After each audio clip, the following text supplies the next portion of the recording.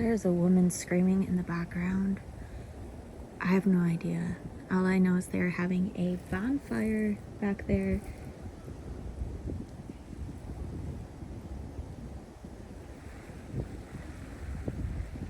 I'm really freaked out. Anyway, welcome to my channel. I'm Chelsea and I am going over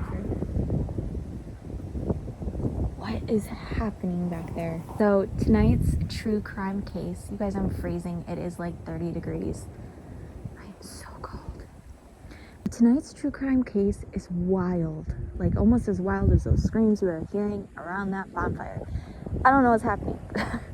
It's making me really uncomfortable. Sorry about the wind.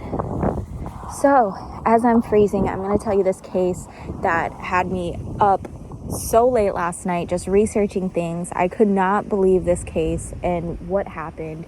It's crazy what people do on social media sometimes. I mean, I'm not really one to talk. I'm out here on the lake. This is lake water. This darkness back here, that's lake water. In the freezing cold filming this. But in other news, it really is crazy what people do for social media. And this case is just so sad to me. It really is.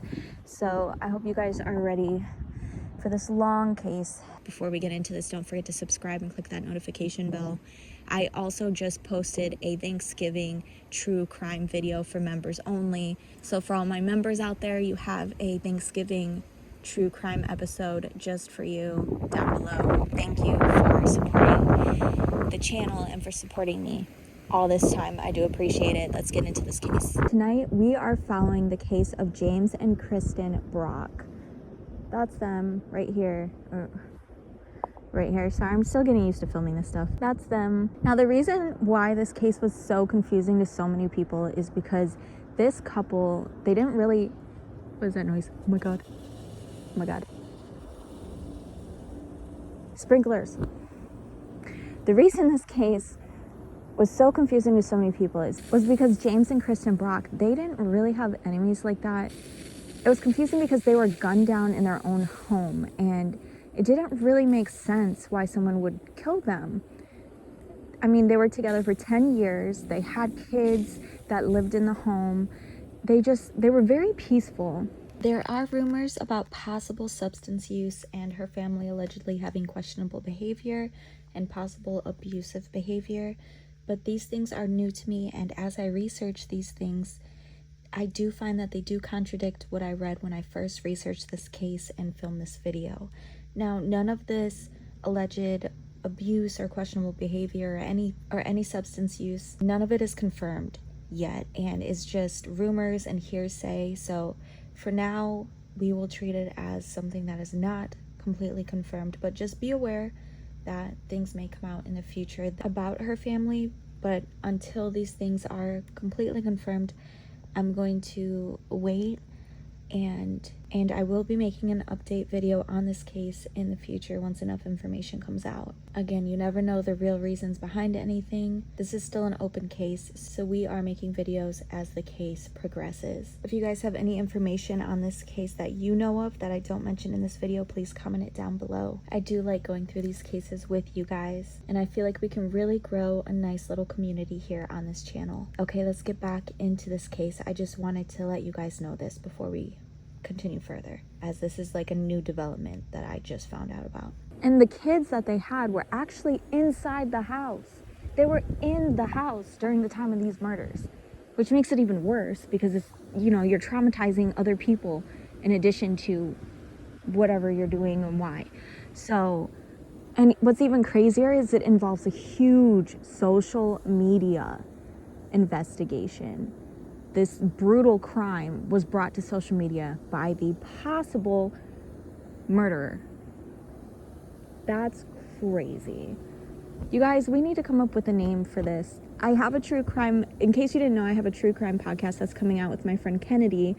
That is a whole separate podcast to what we are doing here. I just love true crime, and I want to bring you guys more true crime videos in addition to that podcast. But we need to think of a name for the series. I don't know if I'm going to make it like another additional podcast or if I'm just going to keep it as like a series for YouTube, which I think is probably what I'm going to do, just a series for YouTube. So let me know in the comments down below. But let's get into this case. Now let's talk about someone named Sarah Grace. Now I've heard of kids and teenagers being capable of a lot of things, but I had no idea. Still is very unnerving to read what some teenagers end up doing and what some children end up doing, because in a lot of people's minds, including my own, I feel like people are innocent. Like when you're so young, you're innocent. You know, sure, you make mistakes, but you don't mean to do those things. Well, in Sarah's case, she almost got away with double homicide. She's 16 years old. It's crazy. On February 20th, 2025, in the early morning, there's a 911 call that came into Carroll County Dispatch in Georgia. The person on the other line of this 911 call was a young girl, only 16 years old, named Sarah Grace Patrick. She was freaking out, saying her little sister just discovered something horrific. And what that discovery was that her mom and stepdad were shot in their own bed, and they were dead. So we have a 16-year-old calling the cops. We have a 45-year-old who is her stepdad. His name is James Brock. And we have a 41-year-old who is her mother, and her name is Kristen Brock. And altogether, between all of the children, there are 7 children, and it's a blended family. Kids from both sides that have come together to be raised by these 2 parents. Now, when police arrived on the scene, we know that Kristen and James, they were dead. They were already gone. It was too late. And the police could tell that it wasn't a suicide. It wasn't a murder and then suicide. They could tell that someone else had killed them. They just didn't know who. That was very obvious. But when it comes to enemies for this family, I mean, they were really good people. From what it looked like on the outside, it looked like they were these really kind people with this beautiful blended family. So who would want to kill them? And police also did not believe that this was a break-in. There were no signs of it being a break-in. No doors were broken. Nothing was missing. You know, it just didn't align. So they're going through all these different things that could happen, you know, and that just wasn't one of the things that made sense. Now, suspect-wise, they didn't really have any enemies, so they started questioning the children. They asked the children what they heard, because there were 2 children in the home that night when the parents were shot. And the parents were shot multiple times. It wasn't just like one time. So they asked the kids, I think the youngest was 5 or 6. There's a lot of information out there that just bounces back between the 2 ages. But she was very young. Like, that's very young to have found your parents dead. And the other one was 16 years old. So they're asking them, and the strangest thing is that neither of them heard gunshots. The 16-year-old did not hear any gunshots, but they were shot multiple times. So it wasn't lining up. Now, maybe she was just in such a deep sleep that she didn't hear it. You know, there could be, maybe she had her headphones on with really loud music, and it just didn't work. So while Sarah didn't hear the gunshots, she heard her father's, and this is just really strange that she could hear this, but she didn't hear the gunshots. She heard her father's machine. So he wears this machine that helps his heart pump blood. So with that machine, James has actually had a lot of heart surgeries. And from what I've understood is that he has been waiting for a heart transplant, and things were looking good. The possibility that he could get a new heart and soon is always there. And she heard that stop. She heard there's a humming that comes from it, and she actually heard that stop. And she didn't tell investigators this. She actually told one of the close friends to the family this information, which is odd, but maybe, you know, her brain just canceled out the sounds of the gunshots. Maybe it was like a trauma thing.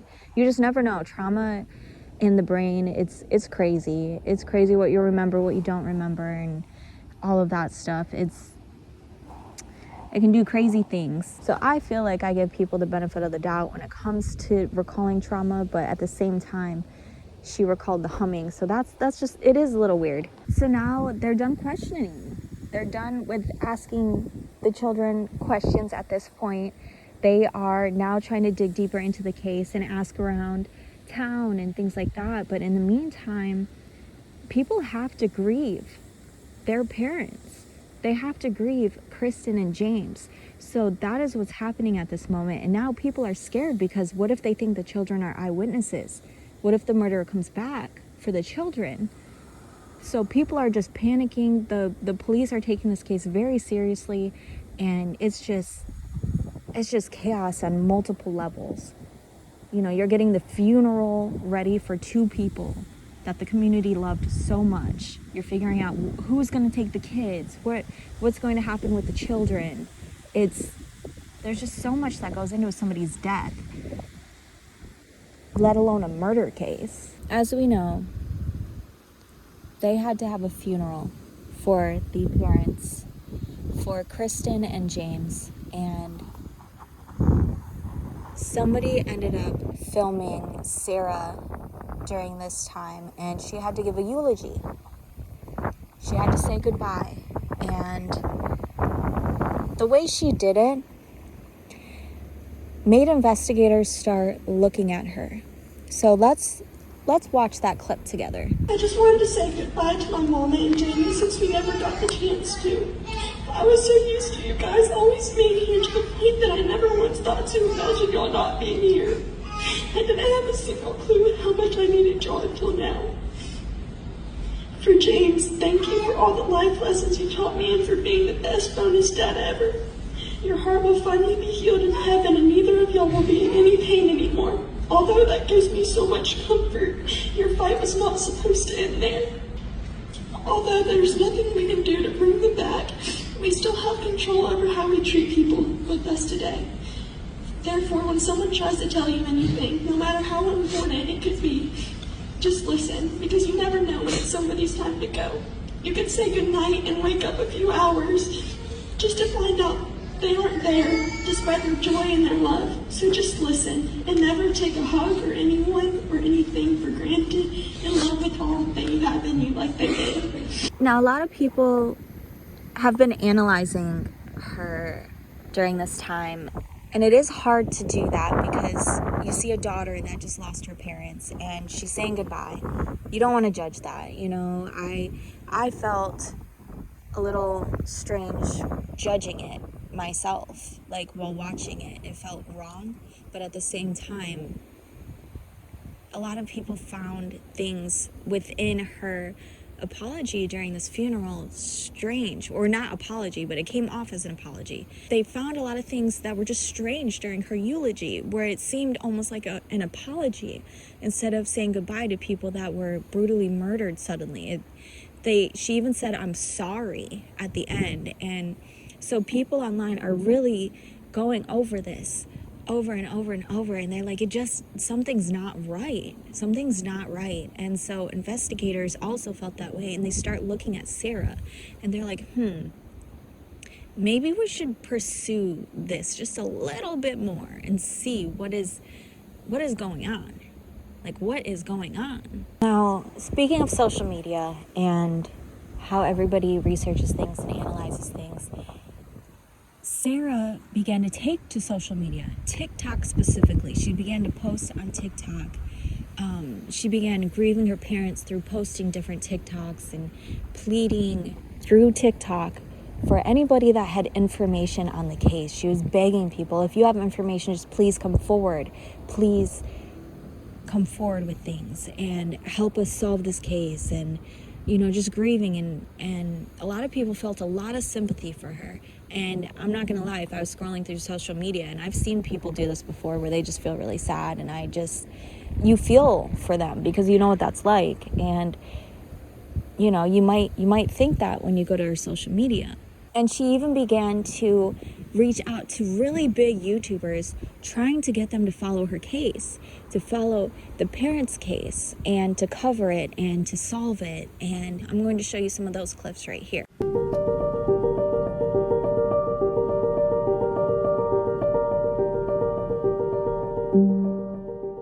He doesn't know it, but a year from now, our family will be torn apart, and I will be far away and won't see or talk to him for 5 years.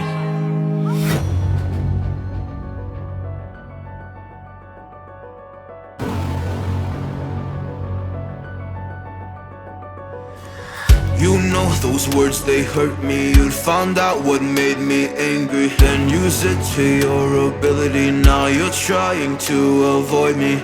You're the big problem here, a bully to many for so many years. Now shut your mouth, close your ears. Never learned your lesson and nobody cares.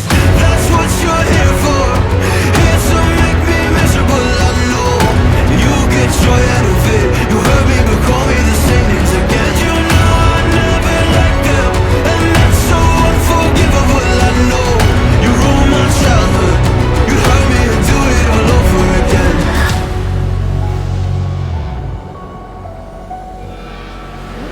You ruined my childhood. You hurt me and do it all over again.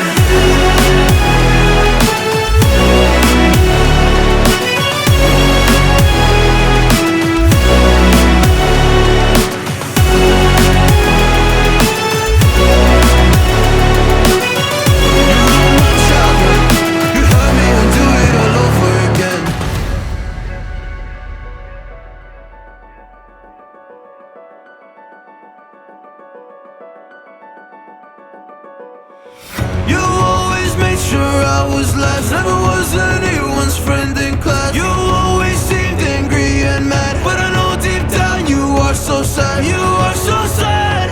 Happy people don't do shit like that. So stop dragging me down, so stop dragging me down.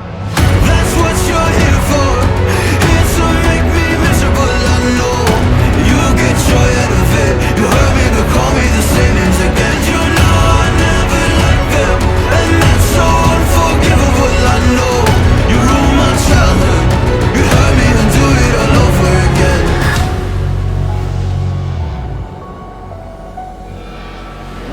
You ruined my childhood.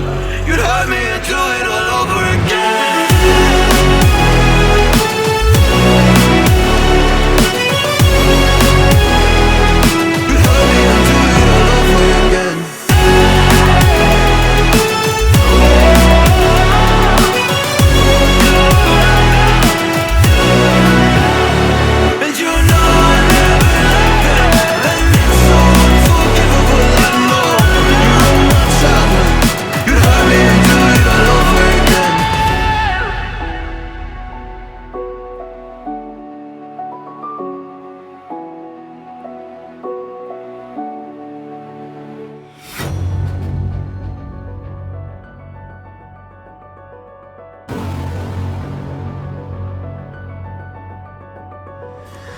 You know those words, they hurt me. You'd found out what made me angry, then use it to your ability. Now you're trying to avoid me. You're the big problem here, a bully to many for so many years. Now shut your mouth, close your ears. Never learned your lesson and nobody cares. That's what you're here for, here to make me miserable. I know you get joy out of it. You hurt me but call me the same names again. You know I never liked them, and that's so unforgivable. I know you ruined my childhood. You hurt me and do it all over again.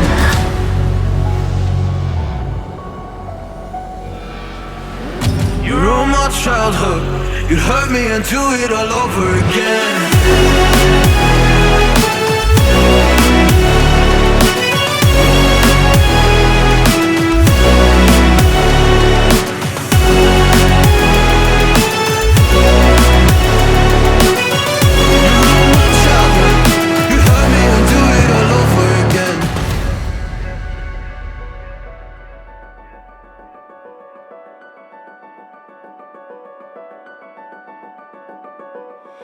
You always made sure I was last, never was anyone's friend in class. You always seemed angry and mad, but I know deep down you are so sad. You are so sad.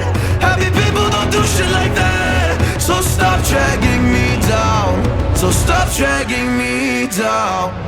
That's what you're here for, here to make me miserable. I know you get joy out of it. You hurt me but call me the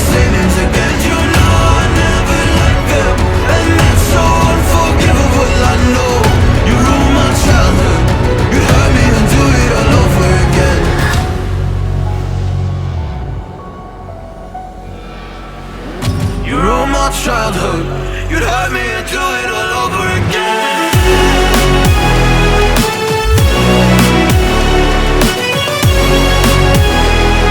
You'd hurt me and do it all over again.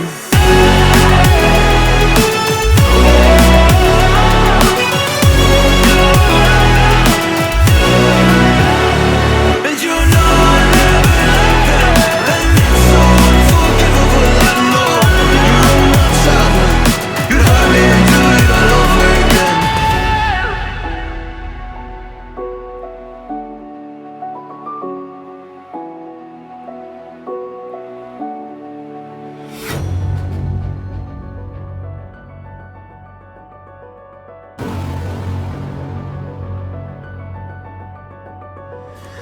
You know those words, they hurt me. You'd found out what made me angry, then use it to your ability. Now you're trying to avoid me.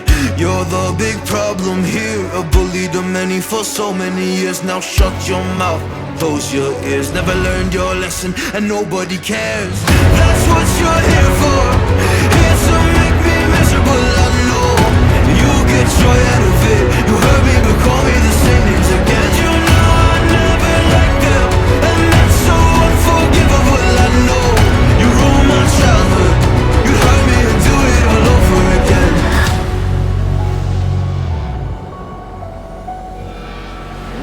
You ruined my childhood. You'd hurt me and do it all over again.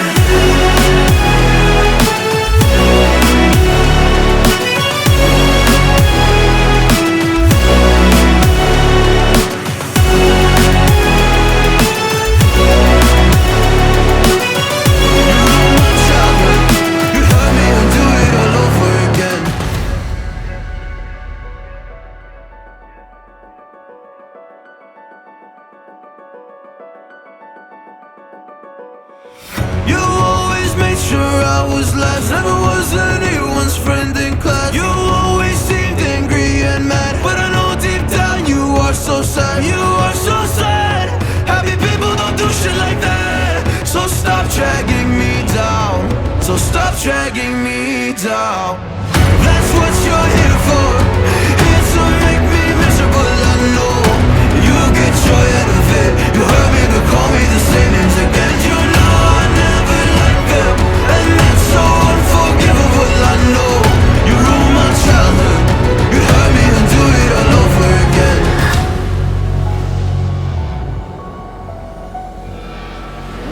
You ruined my childhood. You'd hurt me and do it all over again.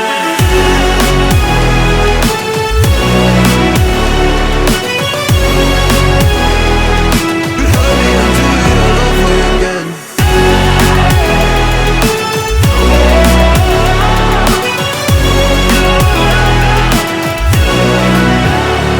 And you know I never liked them, and it's so unforgivable, I know.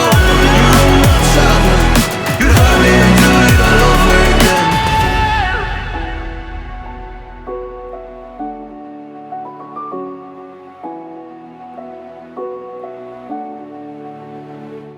So YouTubers are now getting involved. She's getting all of these people involved. She's posting, wanting people to help her, to sympathize with her. And then all of a sudden, she turns herself in to the police. After all of this, she goes with her biological father. Remember, James is her stepdad. He's not her biological father. So she goes with her stepdad to the Carroll County Jail, and she turns herself in, and she is then arrested for double homicide and aggravated assault. What happened? What happened to go from this to that is so drastic. This case takes place on February 20th, 2025. This is actually recent. You guys, this case is from this year. I don't know if you've heard about it yet, but it's been blowing up all over social media, and I just cannot understand why this happened, or what. Just it's an ongoing case. It's an ongoing case. So everything I say in this is just alleged. The person that has been arrested is innocent until proven guilty.